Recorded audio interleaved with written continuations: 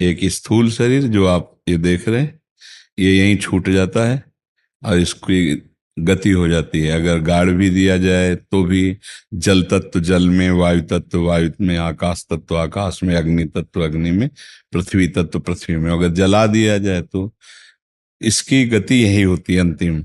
और सूक्ष्म शरीर और कारण शरीर, ये तीन शरीर हैं। तो स्थूल तो छूट जाता है, सूक्ष्म और कारण। जीव का स्वभाव शरीर कारण है, और मन बुद्धि चित्त अहंकार पांच ज्ञानेंद्रियां, सूक्ष्म पांच कर्मेंद्रियां, ये ढांचा छूटने के बाद वो अपने कर्म के अनुसार फिर नर्क या स्वर्ग, अगर स्वर्ग जाएगा तो बाहरी ढांचा देवता का हो जाएगा, अंदर पूरा सिस्टम वही है, समझ रहे ना।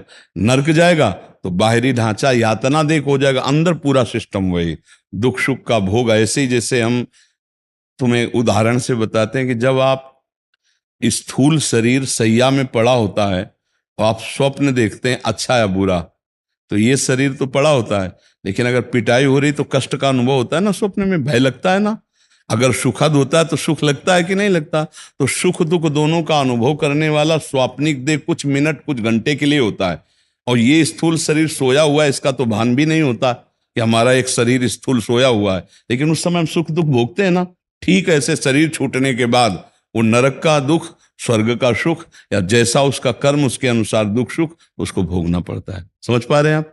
इसीलिए हमें जीते जी ऐसी स्थिति करनी है मन की कि भगवान में लग जाए तो दुख सुख से बच जाएगा। सावई मना कृष्ण पदार बिंदेव, मन हमारा श्री कृष्ण चरणों में लग जाए, प्रियाजू के चरणों में लग जाए तो पाप पुण्य दोनों नष्ट हो जाएंगे, हम सदा आनंद में हो जाएंगे, सुख दुख से परे प्रसन्नता आनंद में, भगवदानंद में डूब जाएंगे। इसीलिए सत्संग किया जाता है, नाम जप किया जाता है, भगवान की लीला कथा गाई जाती सुनी जाती, जिससे हमारा मन भगवान में लग जाए।